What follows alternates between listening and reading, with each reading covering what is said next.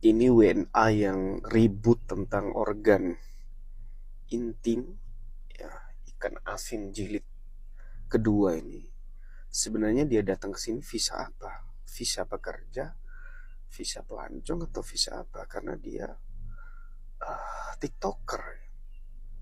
Ya, ini harus dicek ini. Visanya visa apa ini? Ya, tolong yang imigrasi dan lembaga yang mempunyai kewenangan diceklah ini. Ya, sudah ada beberapa mantan istri di sini, kesini kawan kawin. Assalamualaikum warahmatullahi wabarakatuh. Seorang netizen yang budiman dengan akun @ella_astuti92, wanita Indonesia yang juga menikah dengan warga negara asing, menyuarakan keprihatinan mendalam atas kasus viral Akas Elahi. Ia mempertanyakan bagaimana mungkin seorang WNA seperti Akas bisa begitu mudah menikah berulang kali dengan perempuan Indonesia. Dari pernikahan sah hingga nikah siri, kemudian bercerai dan menikah lagi dalam waktu yang cukup singkat.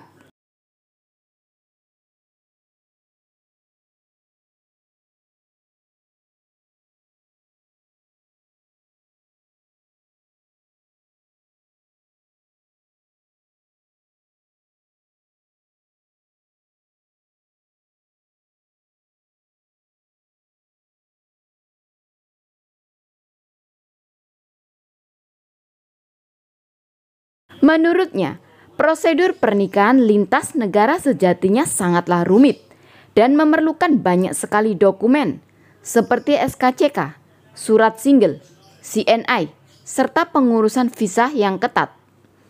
Bahkan, untuk tinggal lama di Indonesia dengan status legal, seorang WNA harus memiliki sponsor resmi, biasanya dari pasangan yang sah untuk memperoleh kitas atau bahkan kitab. Guys, jadi kalau kemarin ada yang ngatain aku ini Oon nggak tahu tentang pernikahan mixed marriage ya, walaupun aku tinggal di luar negeri. Jadi gini ya, ini maaf aja aku mau jelasin. Aku kemarin bawa dokumen segini banyaknya, ini dari Indonesia ke Belanda karena posisinya sekarang kan suami kerja di Belanda. Jadi aku pun juga bawa dokumen-dokumen dulu.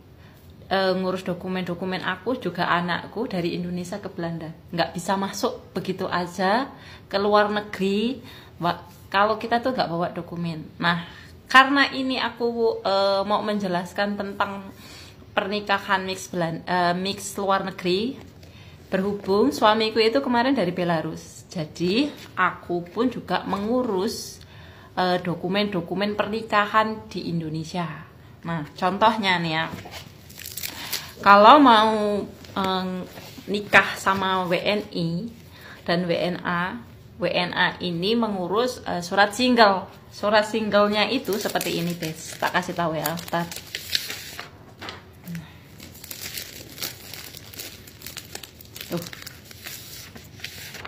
Nih. Surat singlenya itu seperti ini.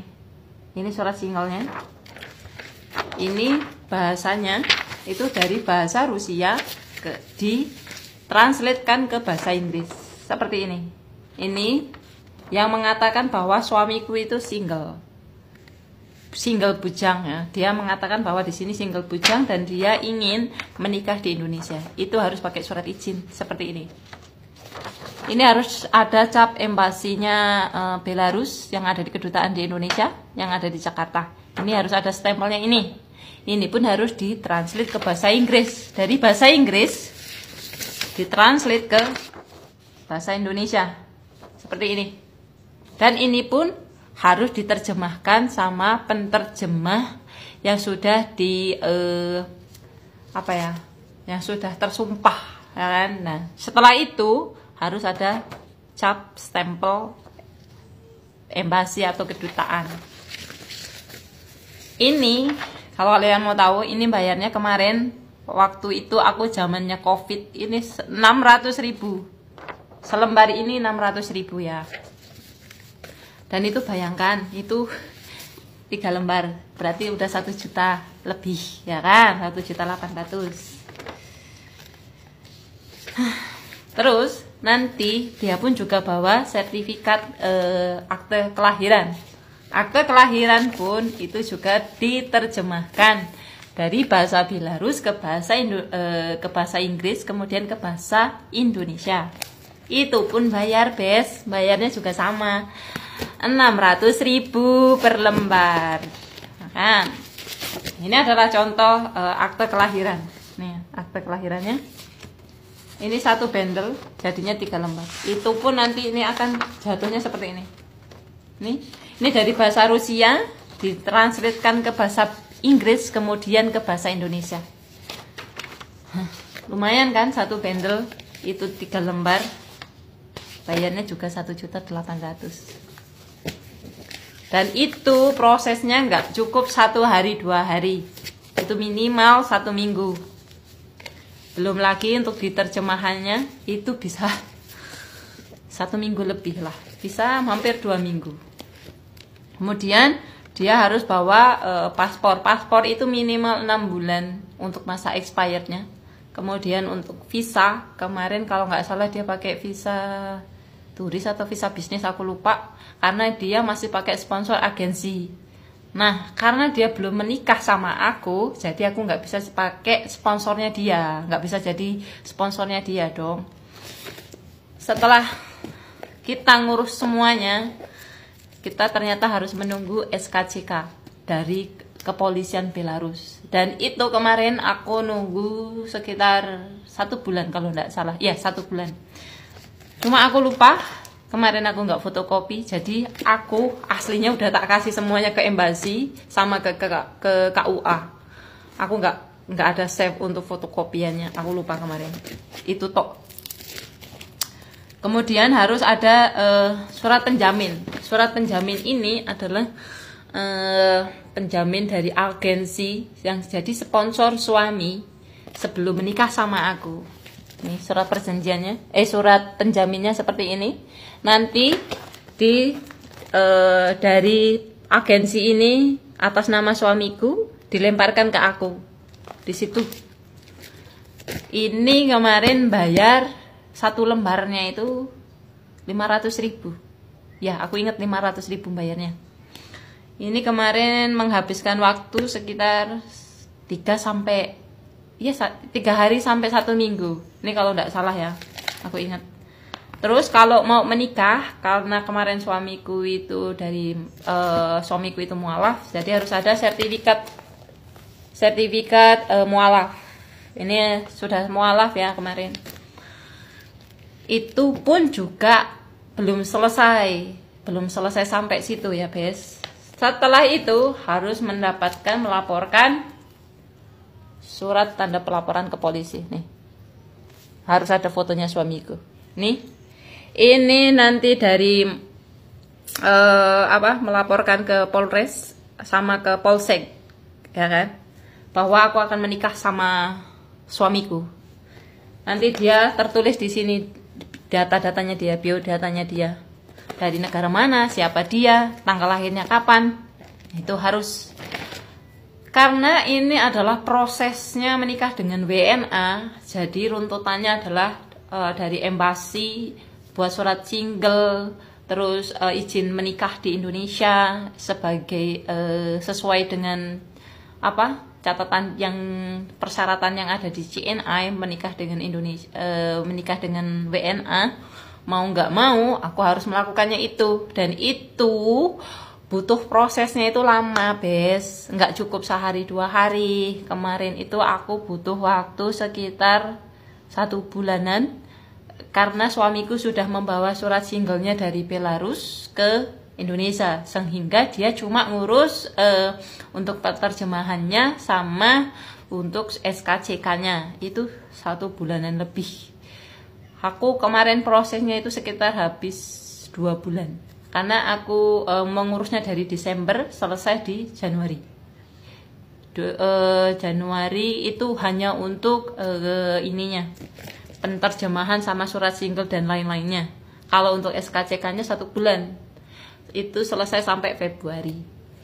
aku pun harus datang ke embasi, itu harus diinterview, harus ditanya-tanya sih. Ini nggak tahu ya, hampir semua negara itu sama atau enggak, tapi ternyata kemarin aku diinterview, nggak yang detail banget, tapi kayak ditanyain, kamu kenal dari mana, sudah lama apa belum kenal sama suami, sudah tahu belum tentang keluarganya, itu pun ditanyain, Des.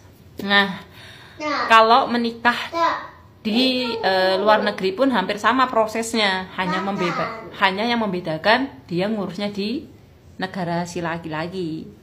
Cuma yang repot ya laki-lakinya ya. Kalau di Indonesia kan yang repot perempuannya, dan juga bolak-baliknya ke embasi. Setelah itu nggak selesai sampai situ, belum pengurusannya ke KUA, belum ke Polresnya, harus ke ini itunya.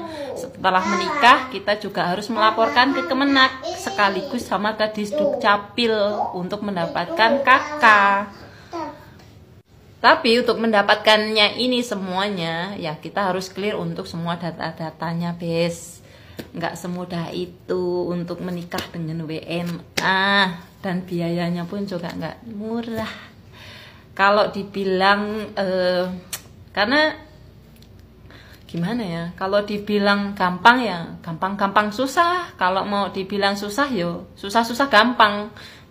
Bener, selama ada duit itu lancar, tapi nggak juga. Kemarin pun aku walaupun bayar segini 1,5 juta, 1,8 juta, itu juga butuh waktunya lama, nggak cuma sehari 2 hari selesai, harus bolak-balik, belum ongkos kesana sininya. Itu susah, Bes. Dikiranya gampang, enggak, itu aja. Duh. Dikiranya murah, enggak murah. Lanjut lagi ke next video, oke? Yang menjadi sorotan adalah fakta bahwa Akas disebut telah menikah siri dengan Feni Alberti tanpa status hukum yang sah. Namun tetap tinggal lama di Indonesia seolah tanpa pengawasan dari pihak imigrasi. Guys, ternyata videoku yang kemarin komen tentang si Akas, ini kok ramai banget yang nonton. Astagfirullah, ya Allah, aku gak expect videoku ini bakal rame banget. Cuma aku agak geram ya, kenapa aku komen itu, karena aku agak geram. Sedangkan dia itu kan posisinya WNA loh. WNA ucuk-ucuk datang dibawa sama seseorang yang mana itu adalah istri pertamanya.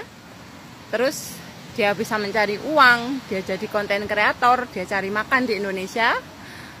Tapi justru malah mempermainkan perempuan Indonesia, mempermainkan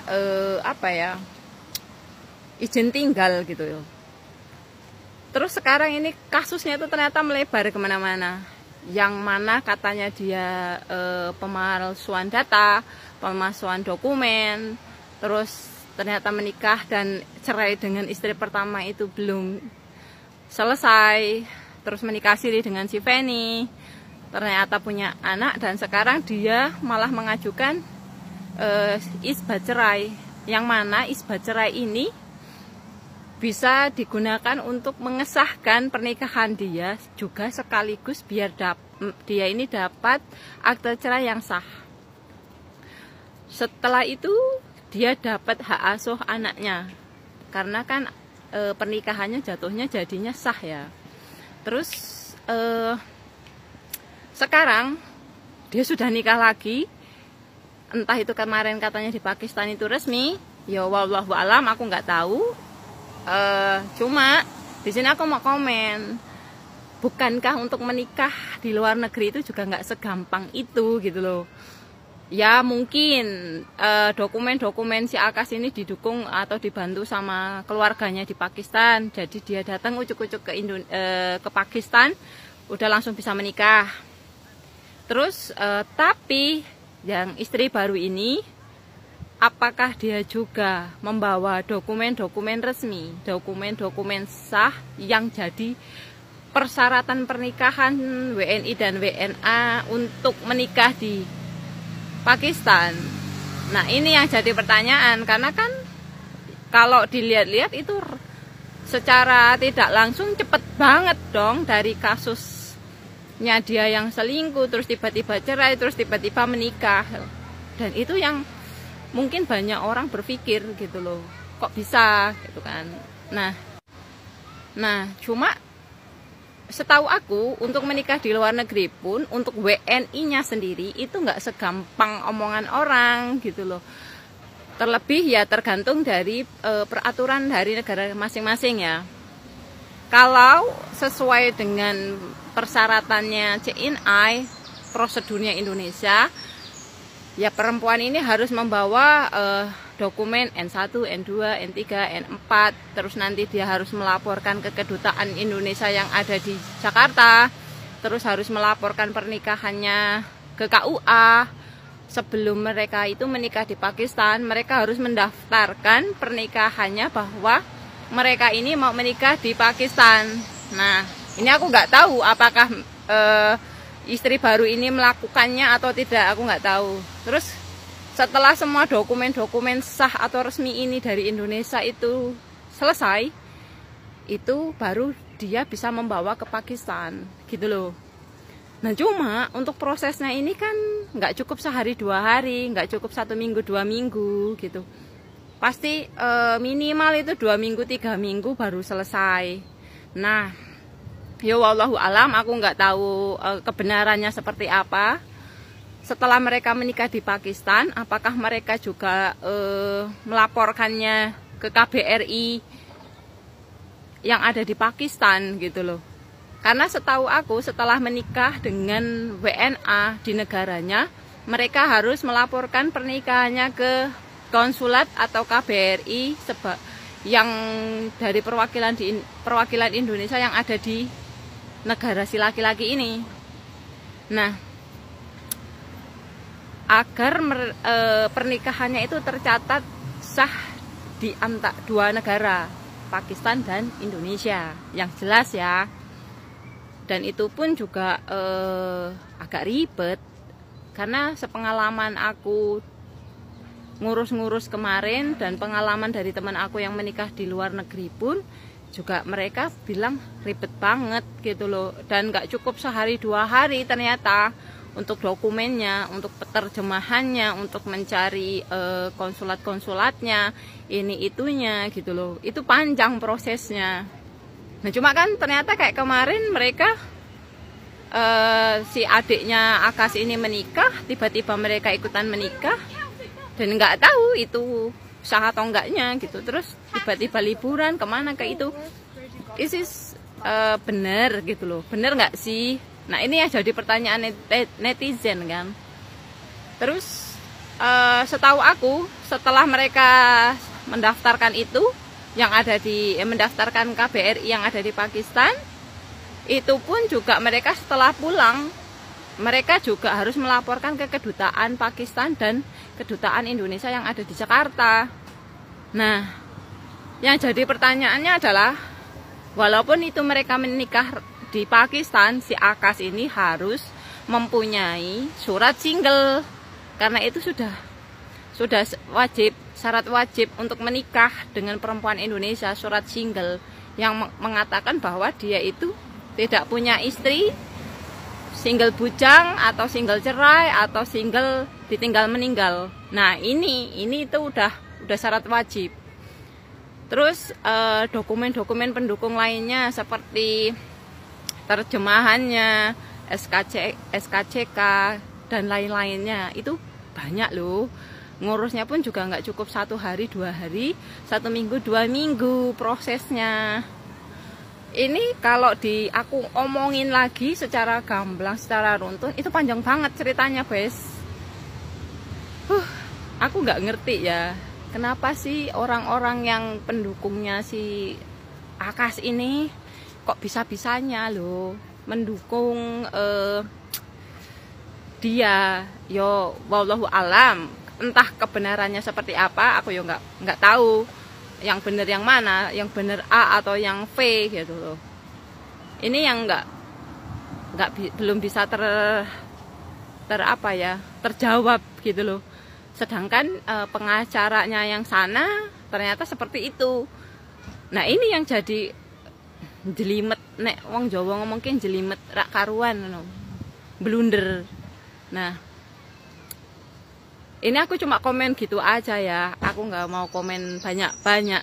Pasti banyak banget orang perempuan Indonesia yang menikah dengan WNA itu nggak terima si laki-laki ini kok bisa-bisanya gitu loh, beraninya jadi konten kreator tapi juga mempermainkan pernikahan gitu loh, mempermainkan perempuan Indonesia. Itu aja yang jadi gitu loh. Terusan gimana ya? Apakah adiknya si Akas itu juga selama sebelum menikah dia aman untuk dokumennya? Ya sudahlah, wallahu alam, aku nggak mau tahu lah. Intinya semoga terjawab, semoga selesai semuanya, biar nggak blunder, biar nggak jelimet muter-muter kayak putaran gangsing. Terusan semoga tidak ada lagi perempuan-perempuan Indonesia yang mau dinikahi siri ya, baik itu lokal maupun sama WNA. Karena pernikahan siri itu hanya sah di dalam agama, tapi tidak sah secara hukum dan negara. Itu yang akan jadi rugi di kita sebagai perempuan. Itu aja. Terus jangan sampai ada lagi WNA yang datang ke Indonesia ujuk-ujuk pakai visa ini itu, entah visa turis, entah visa bisnis atau visa spouse atau ini itu, terus mempermainkan perempuan Indonesia, nikah lagi ini itu dengan pernikahan siri atau pernikahan yang lainnya lah, ya nggak tahu aku. Intinya jangan sampai ada lagi kasus-kasus seperti ini. Jangan mau perempuan Indonesia dipermainkan seperti ini ya. Semoga urusannya segera selesai biar nggak kemana-mana, bes. Kasihan anaknya. Itu aja sih dari aku. Ia juga mengecam keras tindakan Akas yang telah membuka aib mantan istrinya secara gamblang di ruang publik, termasuk lewat berbagai podcast. Ia menilai hal ini sebagai bentuk upaya menjatuhkan martabat perempuan di Indonesia. Dan dalam pandangannya, perilaku Akas patut dipertanyakan secara hukum, baik dari sisi dugaan pelanggaran Undang-Undang ITE maupun aturan keimigrasian. Ia bahkan menyebut bahwa jika aparat serius menelusuri visa dan izin tinggal Akas, bisa jadi terdapat pelanggaran serius yang mengarah pada sanksi pidana atau deportasi. Guys, jadi kemarin aku kan komen tentang Akas ya kan, tapi kena banned TikTok. Nah sekarang aku mau komen lagi tapi dengan bahasa yang berbeda. Kalau masalah pribadinya mungkin aku nggak mau ikut campur terlalu dalam, tapi ini kasusnya sudah beredar di mana-mana, udah sampai ke luar negeri loh. Sebagai perempuan sesama yang menikah dengan WNA, ya aku kasihan sama si Feni. Bukan siapa-siapa, aku juga gak kenal dia, tapi kasihan sesama perempuan Indonesia. Karena apa? Dia dibuka aibnya sampai sebegitu detailnya, dijelekkan, dijatuhkan sama Akas ini. Ini Akas harusnya udah kena pasal, udah bisa dipenjarakan, udah bisa dideportasi lah kalau bisa. Ini aku gak mau komen yang itu sampai detail enggak, tapi kalau bisa nih aku mau ngomong,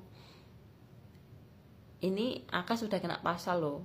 Bang Uya pun udah bisa kena pasal karena videonya nggak ada yang diedit. Terus ini sampai gamblang banget videonya.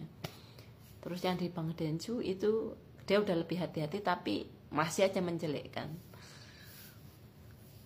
Sekarang aku mau komen tentang pernikahannya. Kok bisa ya? Dia menikah berkali-kali dengan perempuan Indonesia, kawin cerai, nikah siri.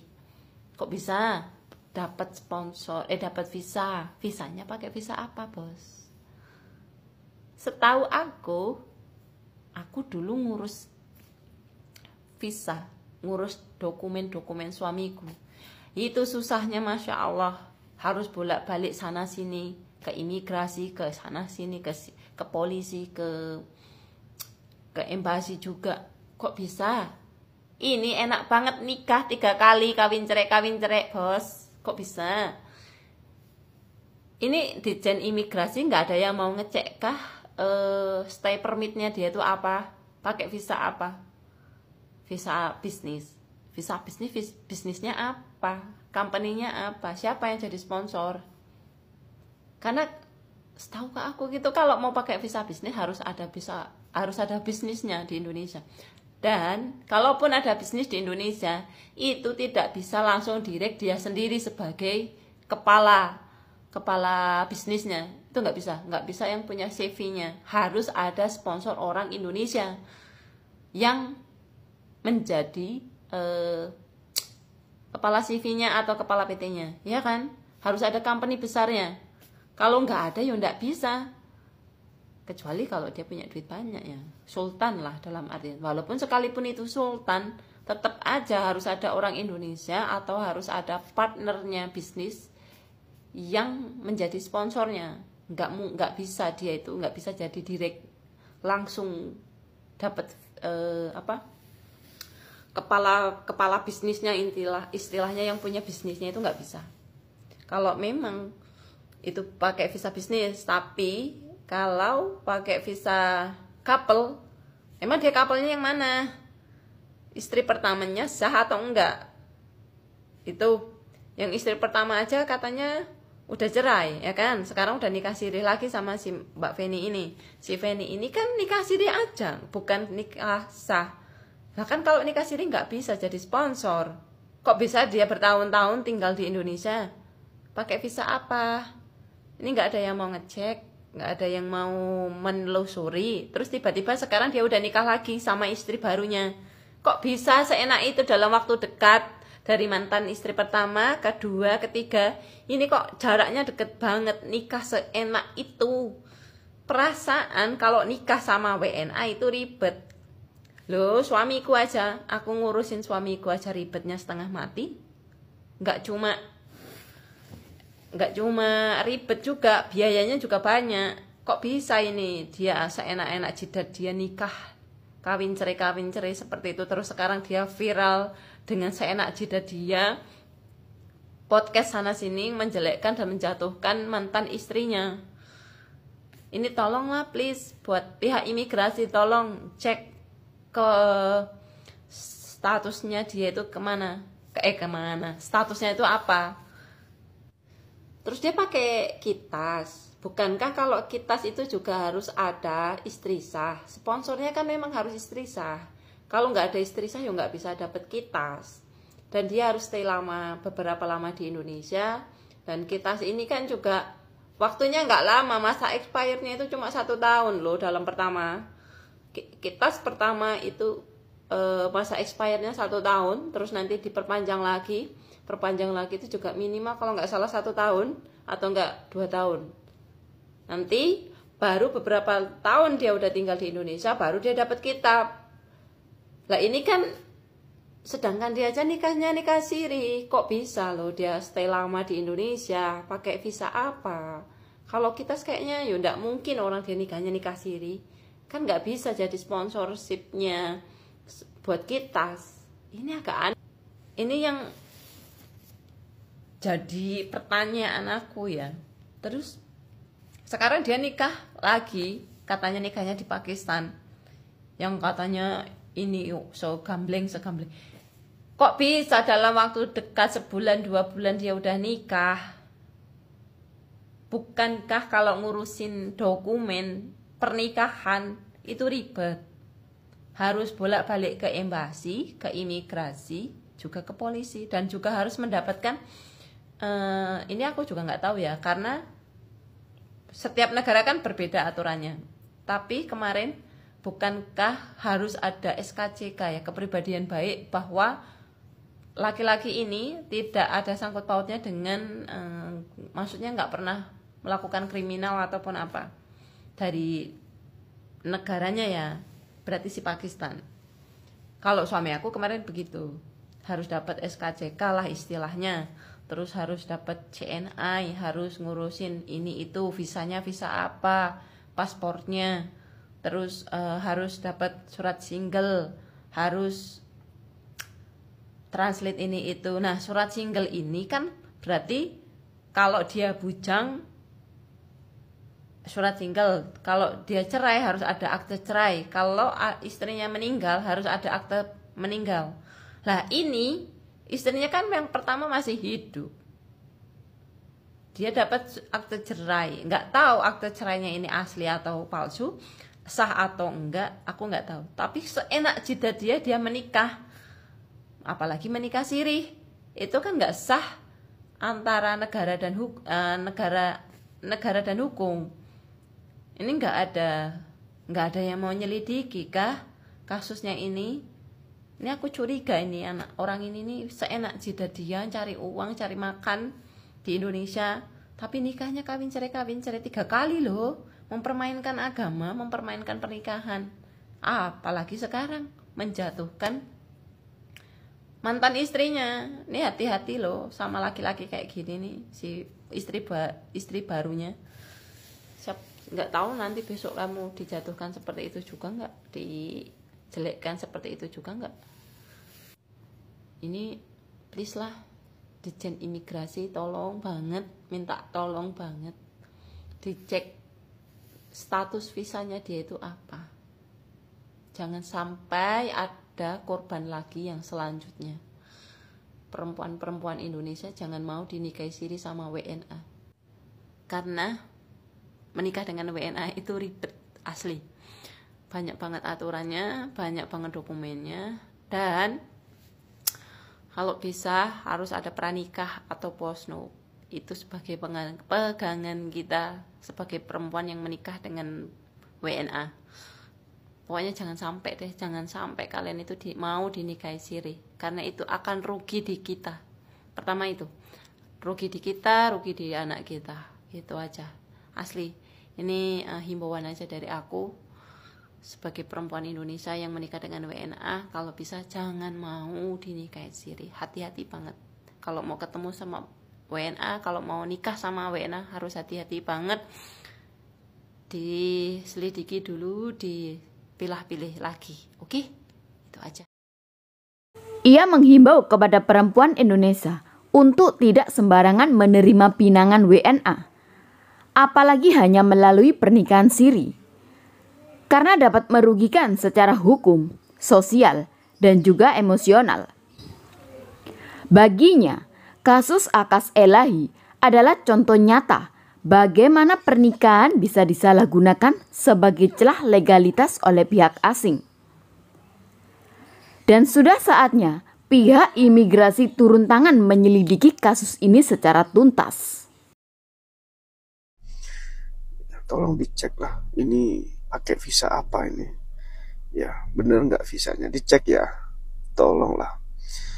Ini sebagai permintaan perwakilan ya wanita seluruh Indonesia yang gerah dan geram atas pernyataannya di podcast itu, podcast yang meresahkan banyak wanita. Tolonglah ya Dirjen Imigrasi, tolong dicek ini visanya pakai visa apa dia datang ke sini.